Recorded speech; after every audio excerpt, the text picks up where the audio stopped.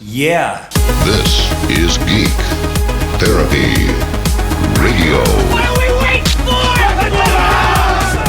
And now your mental curator, Johnny Hamburger. Welcome to Geek Therapy Radio. I am your mental curator, Johnny Hamburger. Make sure you're liking and following and subscribing to all of Geek Therapy Radio across all social media. Just search tickety-tickety-tick, Geek Therapy Radio. There on Twitter and Instagram and Facebook and YouTube, and I'll be right there. Let's move right into it. First, I'll say in the second segment here, we're going to talk about Starbucks and sex and pornography, so you're going to want to stick around for that. It's very interesting. But in this first segment, let's talk about batteries. I have often mentioned on this show that one of the biggest factors holding back the advance of technology, besides the slowing down of Moore's Law, is the lack of rapid advancements in the storage of electricity. For the most part, battery density, at least for the mainstream, has more or less plateaued over recent years with only incremental advancements. For instance, in an example I have often used, one of my biggest complaints about smartwatches has been battery life. Now, I love smartwatches. It's very Dick Tracy. I love my Samsung Gear S2, and I have often lamented over Pebble's demise. Pebble shut down. Fitbit bought Pebble, and we haven't seen another Pebble since, which sucks. I love Pebble. I'm wearing my old Pebble Time Steel right now, and I still enjoy, over a week's worth of battery life. But the Pebble is at the long end of the battery life spectrum. High-powered watches like my Samsung Gear S2 or your Gear S3 would do well to surpass 48 hours of battery life. Your Apple Watch would be lucky to go past a full day. Remember when they first came out, it was like 18 hours? A watch that only lasts 18 hours? Anyways, with the processors in our watches suffering the efficiency effects of a slowing Moore's Law. By the way, Moore's Law has now been observed to be doubling in CPU power every 3 years. It used to be every 18 months. Now it's every 3 years. And the fact that all battery technology is all but stagnated recently, tech companies need to think of something relatively quickly before the early 2020s, as I have discussed in a previous episode. But there may be hope yet with graphene. Graphene is a major buzzword, and for good reason. Graphene is a pretty amazing technology, recent development. So let's see how that would affect battery life potentially. As it stands now, gram for gram, a piece of wood actually contains more energy density than even the best batteries. And it goes without saying that no battery technology can hold a flame to hydrocarbons like gasoline. That means for every gram of gasoline, you can get more out of every gram of gasoline than you can get out of every gram of a lithium-ion battery. So that's where graphene comes in. Graphene may help pack in those precious lithium atoms. Right now, the battery in your phone and laptop stores those atoms in a lithium carbide. Think of it like a kitchen sponge. Squeezing a sponge makes it more dense. You can fit more sponges into that tiny useless drawer under the sink if you squeeze them in there first, rather than putting them in uncompressed. Graphene could allow us to compress batteries to fit more stored energy into the same volume of space. In other words, a battery in your phone that's exactly the same size would last twice as long. Okay, without getting bogged down in techno jargon, all you need to understand is that graphene is basically very, very thinly laid out atoms of carbon. In fact, so thin that a sheet of graphene is only the thickness of the carbon atom. It's super thin. If you can stack these super thin lithium-soaked, for lack of a better word, sheets together, you'd have an ultra-energy-dense battery. So to summarize, researchers have found a way to study this potential technology. When you can study something more effectively, it brings about change more quickly. The change that can be ushered in from this research isn't just great for tiny wearables. I mean, that's fun to think about, but just imagine the batteries in electric cars with twice the density. You could go twice as far, and twice the density is only the tip of the iceberg. Imagine how much density you can store into these batteries in the same amount of volume as old batteries, and imagine if we ever were able to harness all the energy in a lightning strike. We have solar panels and wind and geothermal and stuff like that, but imagine if we could harness a lightning strike. And if we can make batteries all the more dense, perhaps we can get closer to harvesting a lightning strike. One lightning strike would power a neighborhood for a very, very long time. It's kind of like the holy grail of energy storage. If you just store lightning strikes, then we're good to go. Lightning strikes during the day, lightning strikes at night. It doesn't depend on a whole lot of things. You kind of wish for bad weather for lightning strikes, but you only need it to happen every once in a while, so rarely that one strike would last you a very long time between storms. This is where the geek therapy of it all comes in. You can talk about a story about research being done to, basically double or better the density of batteries, and it gets you on a discussion of, now if we could just figure out how to store lightning strikes, then we would really have something to be happy about. Not to say that improving the energy density of batteries isn't something to be excited about. I just stated the case that it is something to be excited about. How much? Oh man, I wish I could get Elon Musk on this show. I would talk to him about any ideas, at least set his brain off on this tangent that that he would think about and lose sleep over, thinking about how we can store lightning strikes. He's making these Tesla batteries and these Tesla storage banks, and he's doing this thing in Australia. Imagine if you could just apply a technology that stores lightning. And I know a lot of you have been listening for the past minute and just been like, Johnny, storing lightning is so incredibly difficult. And yes, I understand that. I understand the technical hurdles of storing hundreds of thousands of volts of electricity and amperage that happens almost instantly, and using almost that instant dispersal of electricity into storing it, converting it that quick into a storage solution. Fast charge of lithium-ion battery packs, like when your phone fast charges or your car fast charges, 80% in 30 minutes or whatever it is. Batteries get real hot when you charge something even that fast. If you fast charge your phone over several minutes, it heats up. You can feel it. So imagine the heat. It doesn't take a lot of imagining. Imagine the heat that would need to be dealt with to store a lightning strike. On the way out here, a quick little bit for Audi Central Houston. Audi Central Houston is your one-stop shop for all Audis from the A3 to the R8. The new e-tron is coming out. You can actually see the new e-tron at Audi Central Houston coming up here soon. So make sure you go and visit AudiCentralHouston.com to get all the information on that e-tron and where to see it. We'll be right back with more Geek Therapy Radio. We're going to talk about sex and porn and Starbucks. So stick around.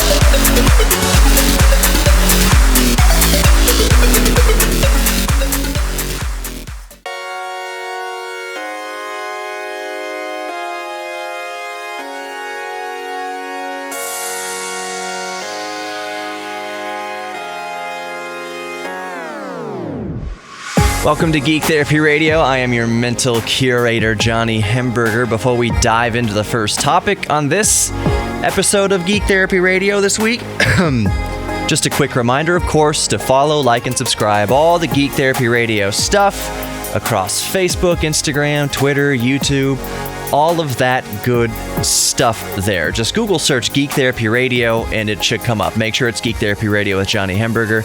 If you go on YouTube and just type in Geek Therapy Radio, it'll come up. On Twitter, Geek Therapy Radio. Do you see this trend here? What I'm getting at? Just search for Geek Therapy Radio and subscribe to the podcast and follow all the social media and YouTube. Let's dive right into the first story this week. Starbucks blocking porn on their Wi-Fi networks. All right, this story begs quite a few questions that I can't get into explicitly due to FCC regulations. And for those of you who only listen to the podcast or watch Geek Therapy Radio on YouTube, yeah, Geek Therapy Radio actually airs on the radio here in Houston, Texas on KPRC 950 AM. And I try to keep Geek Therapy Radio as close to PG rated as possible. So, back to Starbucks blocking porn sites on their coffee shop internet connections. Because I imagine it's probably more than Wi-Fi. But have you ever connected to Ethernet at Starbucks? Do they even have that? I haven't utilized Starbucks to such a capacity to know if they have Ethernet connections in there. Anyways, apparently Starbucks promised to roll this anti-porn thing out in 2016, but I guess it has just taken a while to, button things up. It's only after pressure from the anti-porn activist group called Enough is Enough that Starbucks has made the final push to roll out its porn blocking technology starting in 2019. Now, Enough is Enough pointed out in their words, and I'm paraphrasing slightly, that Starbucks is more concerned with eliminating plastic straws than they are with protecting children and other patrons who don't want to see porn. In Starbucks, at least. Now, let's examine their point, especially about kids. You might think that Enough is Enough is just being a party pooper, but in my opinion, I can certainly understand their point about protecting kids from porn. Now, let's get real for a second. Let's get real. Let me start by quoting directly the American College of Pediatricians. The availability and use of pornography has become almost ubiquitous among adults and adolescents. Consumption of pornography is associated with many negative emotional, psychological, and physical health outcomes. These include increased rates of depression, anxiety, acting out in violent behavior, younger age of sexual debut, sexual promiscuity, increased risk of teen pregnancy, and a distorted view of relationships between men and women. I would add homosexual relationships as well.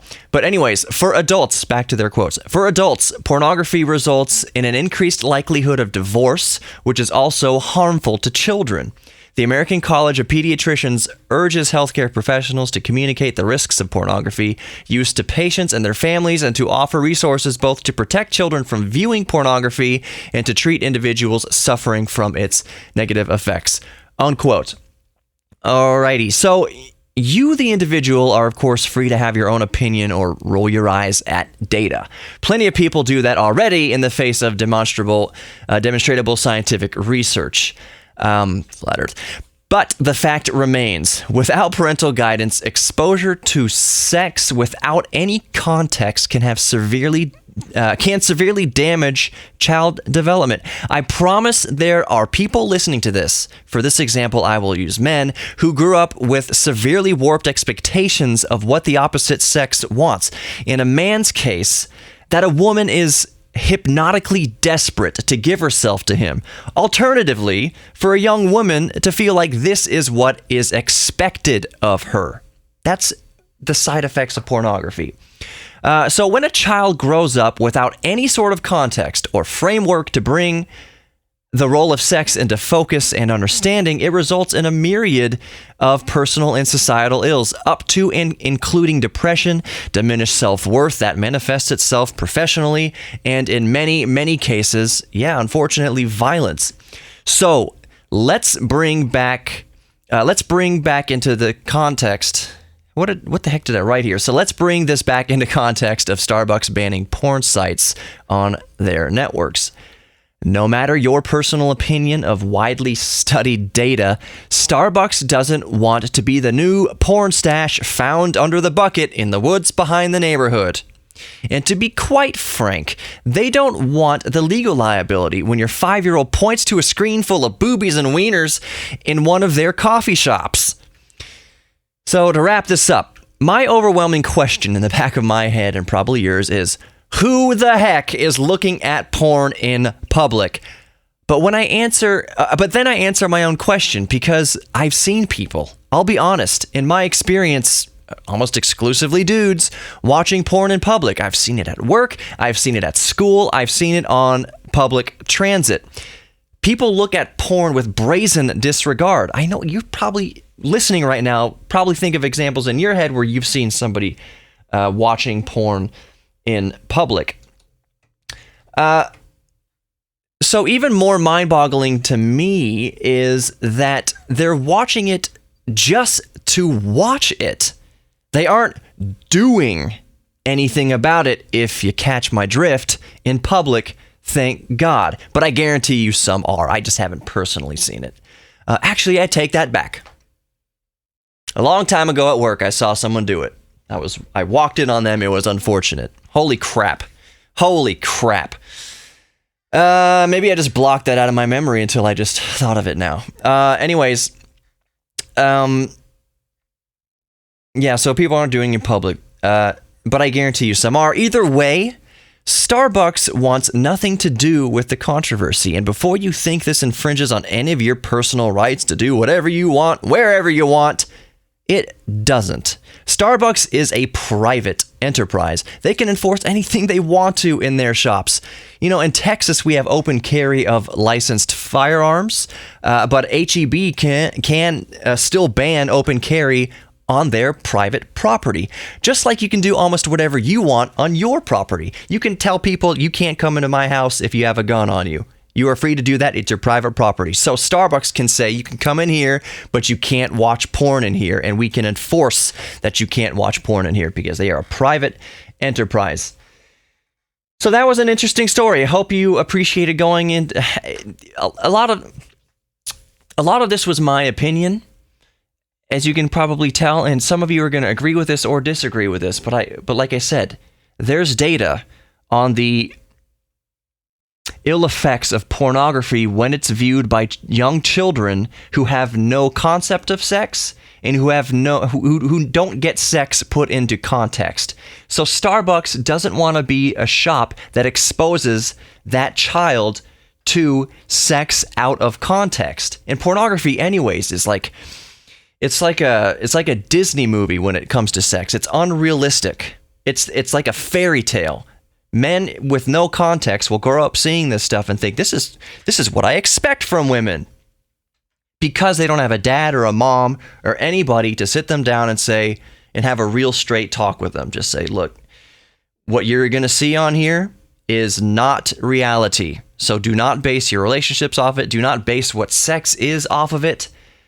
So if parents would do that, it would help children grow sexually, of course. Just become adults. Bottom line is, Starbucks, it doesn't want the liability of being the child's first exposure to sex. That's going to do it for this segment of Geek Therapy Radio. We'll be right back with more, including an interview with Matt Farah about his Lamborghini Countach. That's coming up later on Geek Therapy Radio. Stick around. As of recording this, it is the holidays, which means 'tis the season for Audi Central Houston and AudiCentralHouston.com. There's an Audi in every budget. Like I've always said, from the A3 to the R8, you're getting all the fuel efficiency, the technology, and the sexiness. And all that can be found at Audi Central Houston and AudiCentralHouston.com. Tell them Geek Therapy Radio sent you.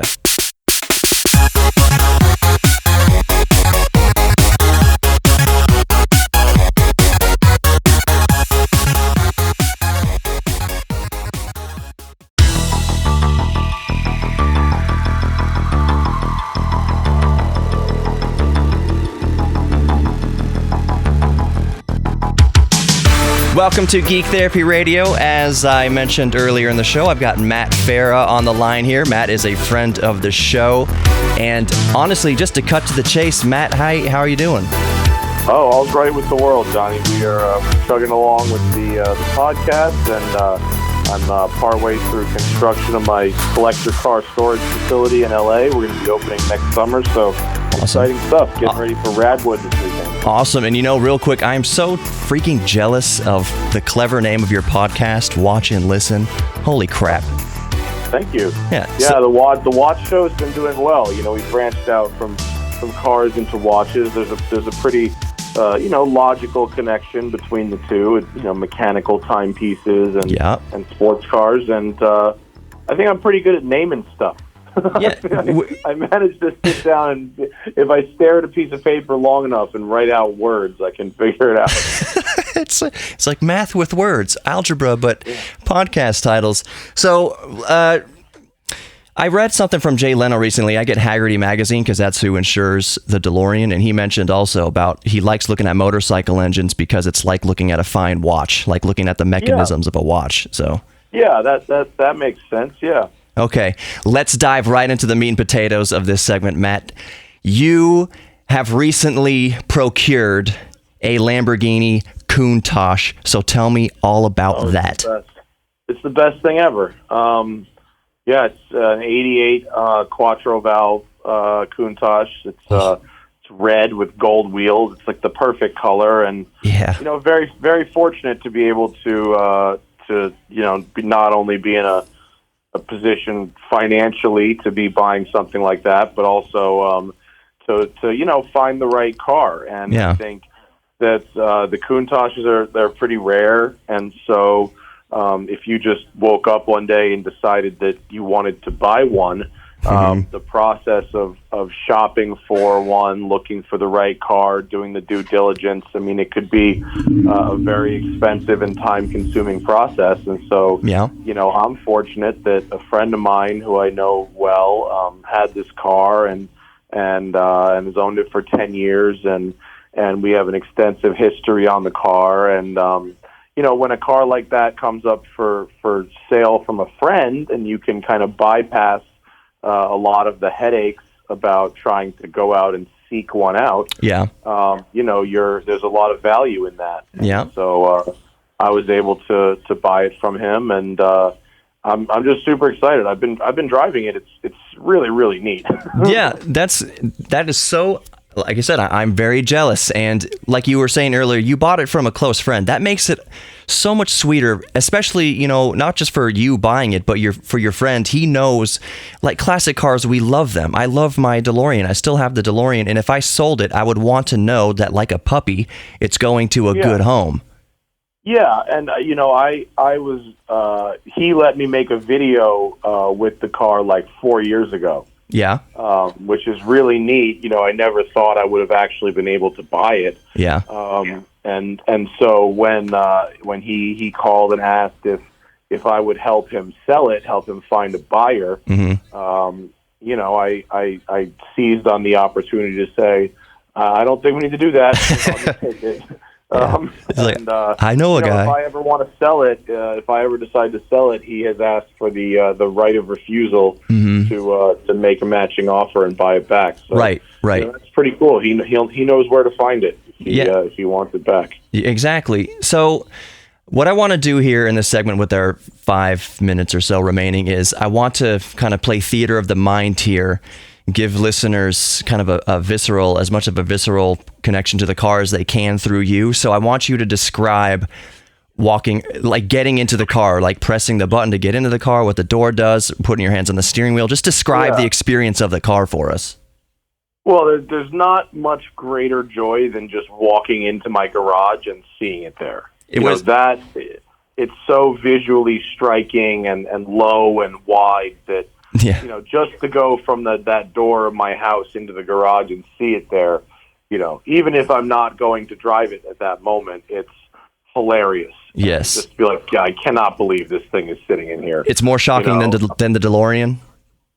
Well, yeah. I mean, the DeLorean, I loved my DeLorean, and I had a DeLorean, and they occupy the same space in the garage. Yeah. But even compared to a DeLorean, which is a beautiful car, right. The Lamborghini is so extreme. Yeah. And it's really cool. And even especially when I come up to the garage from the outside and open the garage and just see the tail of it with the exhaust pipes and the wind is real crazy. Yeah. It actually has remote door actuators, so I can pop the doors on a remote. Oh, you punk. Which is really cool. So you pop the door, the door opens for you as you approach. Yeah. When you start it, if it's cold, it has to. It's got like 16 quarts of oil, so it has to warm up for like 4 or 5 minutes before you can drive it anywhere. You wait for the needle to come off the peg just a little bit. Yeah, I mean, it has a very high idle. Like when it's ice cold, when you start it idles at like 2,000 RPM for like 4 minutes. Wow. And then it settles at around 1,500 RPM, which is the normal idle, which is very high by modern standards. And it's a super nice cami idle. No, it's smooth. It's just got a low, smooth rumble to it. For the V12, I guess. It's not cami like a muscle car at all. It's very smooth. That's a characteristic of the V12, isn't it? Yes, V12s are very smooth, and it is a pretty mild cam in terms of that smoothness. But it just has this this even low hum, as it warms up. But it's loud for sure. Okay. But it's not rough. So and then I have to take my shoes off to drive it. I can't. The pedal box is very small, so I actually can't drive it with shoes on. is it pushed over to one side? It's a little bit moved inward, although it's not as bad as Ferraris of the period. Ferraris are worse. This one it's just a small pedal box, but it's not really that offset. Backing it out of the garage is a challenge. You got to have the door open and lean out of the door. Oh, yeah. It's a big sill, too, isn't it? In the rear. It's a big what? It's a big door sill, too, isn't it? Yeah, it is. It's not very good at going backwards. They didn't design it to go backwards. Yeah, but,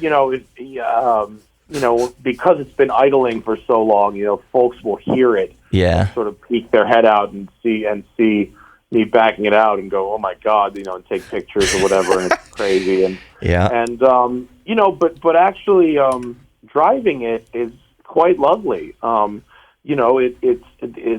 clutch is heavy, but it's not difficult. The shifter it's gated, and it's a dog leg shifter, so it does require smooth, deliberate shifts. But it's it's not difficult to drive, really. Yeah. Is first gear down?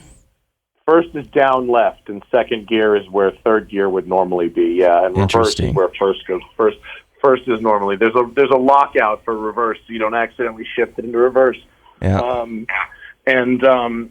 But compared to the standards of a modern supercar or even a normal modern sports car, it actually has a really beautiful ride. It's not overly stiff. It rides nicely. It has a lot of sidewall on the tires, so it's not jarring. Yeah. It's small inside, but it's not uncomfortable. I think the seat, once you're sitting in it, is reasonably comfortable. There's a lot of shoulder room because of those wide sills. Yeah.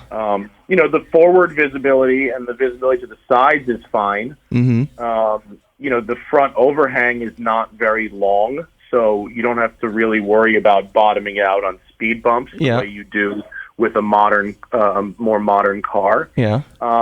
And although, it's a little clunky in traffic, it's well behaved. The radiators are good. It doesn't overheat. It doesn't really get angry at me if I get stuck in traffic. But once you get out on the open road, fourth and fifth gear on the highway, it's a beautiful driving experience. It rides beautifully. It has great power. It loves to just kind of cruise at 80 miles an hour. Yeah. Like I said, it's very smooth. It has a very wide power band. So you can, you don't have to be zinging the thing to red line all the time. Although, obviously it's quite enjoyable to wind out the motor. It sounds great, but you can shift up at 3,000 RPM and just cruise. And it actually has a reasonably usable trunk behind the engine underneath where the wing is. It's certainly not big, but I could fit 2 duffel bags in there, or I could fit some groceries in there. Yeah. It has the original Alpine stereo from 1988, right? Which in '88 that was a $9,000 option in 1988. Wow. That CD player. So I got to bust out my CDs from high school, and in your dream car. And it has air conditioning. Actually, the by far the potentially worst thing about the car would be, the very tiny windows combined with a very big greenhouse. So if the air conditioning didn't work, I imagine it would be absolutely brutal to drive because you'd just cook. But as it turns out, the air conditioning does work, and it works well. And the car and the cabin actually stays really, really cold. And unlike when I had my DeLorean, the air conditioning worked. Yeah. But when you turned it on, it felt like it sucked, 50% of the engine's power away. Well, it probably did. It probably did. The Lamborghini has 450 horsepower. Yeah. And so when you turn the air conditioning on, you can hear the slight change in idle if you're stopped in traffic or whatever, but for the most part, you don't actually notice really a difference in in performance. I mean, even if it takes a little bit of the power away, it doesn't completely ruin the driving experience the way that it did in when I had the DeLorean or when I've had some other cars. My 911, I have an old 911. Yeah. And that has air conditioning. And pretty much you only want to use the air conditioning when you're on the highway because it really changes the response of the engine, in traffic. And it's a much smaller engine with much less power. But with the Lamborghini, you can really run the air conditioning all the time, and it's fine. Yeah. And it's honestly, a lot of people say they don't drive well. I don't know what they're talking about. I think it drives nice. I think it's really cool. and I think it's what you're after too. When people, because I've heard that too, and people, it depends what you're after. I like that very visceral, I've said before, this very connection to the car. Yeah, and I mean, look, the pedals and the shifter are a little heavy. Reversing it's a little clunky. Parking it is a little nerve-wracking, but the truth is, it is such a unique experience. I've driven a lot of cars. There's nothing like this thing. The reactions you get from other people. There's not a lot of cars on the road that have the presence that pulling up somewhere in a Countach has. I'd say there's probably none. I don't even think a Veyron would pull as much. Eyeballs. Yeah, I mean, it's because at this point, in the 80s, it was obnoxious and over the top, and, people would turn their noses up at you and go, you get the drug dealer car. It's 30 years old now. You don't have the newest, flashiest thing. You have, at this point, it's decidedly a classic. It is so absolutely iconic. It's a design that folks in their mid-30s to 50s. This is the poster car for a pretty wide generation of people. And because they built it from 74 to 90, 16 years was the production run of the Countach. It has a wider fan base than most cars. The Porsche 959 was great. They built it for 2.5 years. The Ferrari F40 they built for 3 years. These are icons, but they're icons to a much narrower age range of people than the Countach, which they made for 16 years. Yeah. And oh, by the way, over those 16 years, they built just under 2,000 Countaches. Yeah. Well, Lamborghini sold 7,000 cars in 2017 alone. Yeah. It's just over a third of 1 year's production of Lamborghini spread out over 16 years. The Countach is 5 times rarer than a Ferrari Testarossa. Yeah. I know your time is running short here, but I have 2 quick questions if you can answer them fairly quick. One, what does the Lambo smell like? What's the smell sensation in there? I know that's kind of a weird question, but us car guys, we like the smell of the gasoline or the leather, whatever. Describe that. And then on the way out, what's Joe Rogan rolling in? The Lambo smells like oil and old leather. Yes. Yes. It does have the original leather. It is in nice shape. The car's only got 17,000 miles on it. So, oh, wow. Yeah. Old leather and a hint of motor oil. For sure. That's perfect. And I think Joe's daily driver is a BMW M5. He also has 2 911s. He's got a 964 RS America and then a 997 GT3 RS. Oh my goodness! And then Icon is building him some type of Toyota FJ. I think it's like a Land Cruiser from the late 80s or early 90s. Yeah, I saw you on his podcast recently, and I just wanted to. I can't remember if he went over everything he had. Yeah. Yeah, it's fun. He's got a good show. I think I did his show back in April, but it was 3 hours and 40 minutes. It was a real marathon. Oh yeah, I mean, speaking of time, I know your time is running out here. So Matt, thank you so much for being on Geek Therapy Radio, and plug away anything again that you want to plug here. 2 shows a week at the Smoking Tire podcast, Smoking Tire video series. You can find all of that at thesmokingtire.com. The Watch and Listen podcast about watches is every Wednesday. Just Google Watch and Listen podcast. It's on iTunes or wherever, but it's also on YouTube. It's a video show.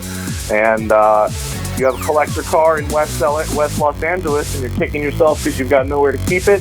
Westside Collector Car Storage will be opening next summer, July or August, and you can email me, matt@thesmokingtire.com, if you want to get on the list for that. That's all. Awesome. Matt, thank you so much for coming on Geek Therapy Radio. You're welcome, buddy. I got to go. See you later. Cool.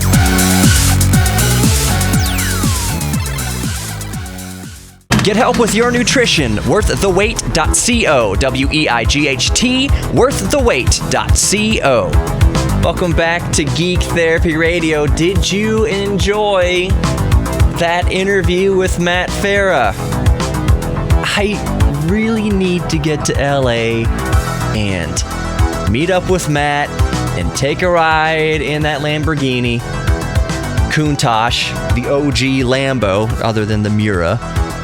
But the Lambo that really every kid in the 80s and 90s had a picture, in 70s, late 70s, had a poster of two things.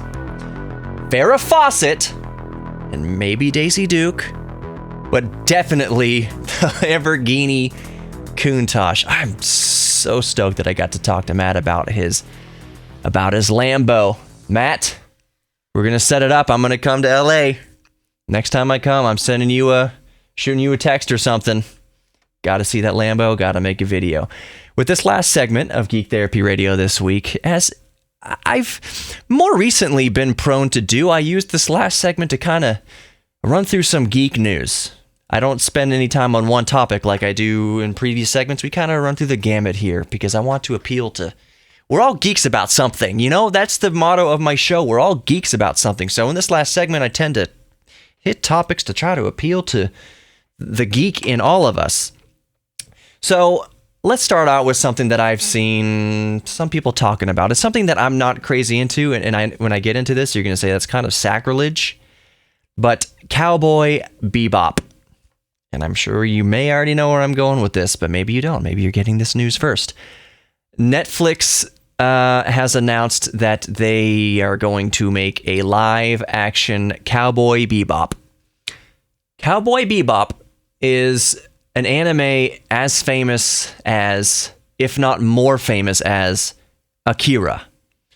Cowboy Bebop is... How do I put this? People... It's like the Bible for some people. It is that important to some people. It's like the Star Wars of anime. I think that's probably a better way to kind of put it. It has that type of cult following. Even though, would you call it a cult following like Star Wars? Everybody likes Star Wars. It's like saying Star Trek has a cult following of Trekkies. No. If damn near everybody and your mom like Star Trek and Star Wars. My grandmother's 96 years old, and she went to see Star Wars when it first came out in the 70s. Not that much of a cult following, but I would say maybe Cowboy Bebop has more of a cult following. Anyways, about this new live-action Cowboy Bebop Netflix is working on, it's met with mixed commentary. My only concern with it is I hope it doesn't suck like the live-action remake of Death Note. I am not hugely into a lot of animes. I watched Bleach, like hundreds of episodes of Bleach before it was just like, all right, you're just making stuff to make stuff. This is stupid. So I like Bleach. Death Note's my favorite anime, but it's my favorite just story, I think. One of my favorite animated stories ever. Just one of my favorite pieces of art ever. How many episodes? 36 episodes? Under 40? It's definitely under 50 episodes. That's the entire thing. It tells one story over, I really think it's like 36 or something episodes. Someone type, if you're watching on YouTube, correct me below. But Death Note, when it was adapted to live action, was so horrible. It was so horrible. Parts of it were kind of neat, but 99% of it was terrible. Just terrible. So I understand people's worry about a live action Cowboy Bebop. I personally have reservations about making live-action anything animated. The new Lion King. Why? The new Dumbo. Why? What was wrong with Lion King? Leave it alone. What was wrong with Dumbo? Leave it alone. As if you're going to sit your kid in front of the original Dumbo or the original Lion King and they're going to say, this is stupid. No. I understand why Disney's doing it. It's a money grab. It is just a money grab. So I understand that part of it, but just leave it alone. And if they ever... Back to the Future is a live action movie right off the bat. You know, it's not an animation. But the way they remake movies, I'm just talking about remakes in general, I am ruining the day that we see a remake of Back to the Future and it's freaking... Oh, who would it be in there? It would be... oh, gosh, why am I blanking out on the guy from Saturday Night Live who made fun of Dan Crenshaw? Why am I blanking out on his name? But you know who I'm talking about.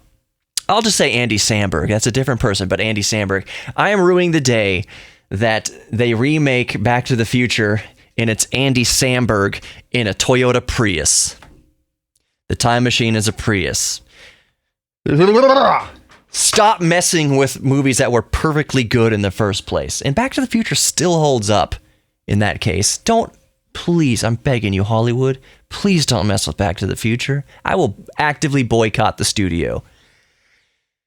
I need to see more movies in general. Let's move on to another topic. The Cowboy Bebop is going to get a live action thing. Okay. Here's some kind of big news.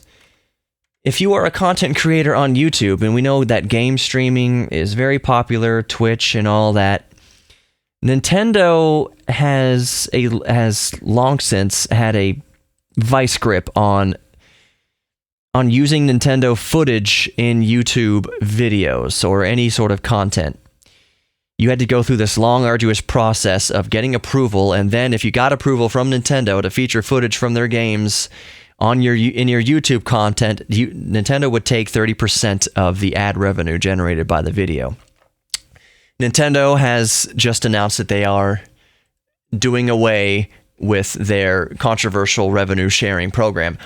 Basically, in a nutshell, all Nintendo wants now is for any creators, you can create anything you want using Nintendo, well, quote unquote, anything you want using Nintendo footage, but you have to do basically two things. You have to name what the footage is, and then you have to add creative input and constructive commentary about it. So if you're going to play the new Smash Brothers, you can't just sit there not talking, doing a gameplay of Smash Brothers. You have to be talking about it, things you like about it, things you don't like about it. It has to be useful information if you're featuring a video that is talking about one of Nintendo's products.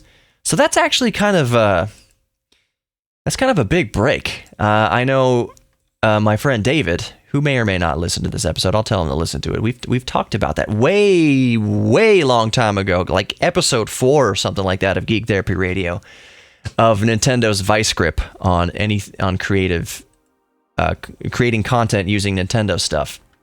Oh, here's a cool story. I think this is going to be the last one on the way out. Maybe one or two more. Atomic clocks have gotten so precise. A new atomic clock has gotten so precise that, you remember a while back we were talking about gravitational waves, that we could measure gravitational waves? Well, now atomic clocks have gotten so precise that they can detect anomalies in space-time. Distortions in space-time. Did you hear me? Not only now can we detect gravitational waves, but we can detect ripples in space-time, the fabric of time. 1 second, 2 seconds. We can detect anomalies. Maybe a supermassive black hole blows up hundreds of thousands, billions of light years away. We can detect that, hey, that last second of time was slightly shorter or longer than the previous second of time. That's nuts. That's awesome. A lot of people might pass over this story. This is going to be the last thing we talk about in the Geek Therapy Radio, but a lot of people might pass over that story. Either it goes over their heads or whatever, but you don't need to think about it that deeply. All it amounts to is now we can detect disturbances and fluctuations in time. My mind is just racing with what that could mean, what kind of, one of my favorite words, ramifications that could have on, potential, the theory of time travel. I'll just say the theory of time travel. to go the speed of light, you need to do something. Like 99.9% of the speed of light, you need to consume as much energy. Like you need to consume an entire planet of Jupiter every second to propel yourself at nearly the speed of light. That's nuts. So anyways, that's going to do it for Geek Therapy Radio. I hope you enjoyed this episode of Geek Therapy Radio. Make sure you go to all my friends at Kung Fu Saloon, kungfusaloon.com, where you can eat beer if it's cold enough. You can drink beer, eat great food, play great arcade games. Kung Fu Saloon, kungfusaloon.com. Audi Central Houston, audicentralhouston.com. Get your Audi on. And I think that's going to be it for this episode of Geek Therapy Radio. Thanks for sticking with me. Like, follow, subscribe, Geek Therapy Radio across all social media and YouTube, and I will see you next time.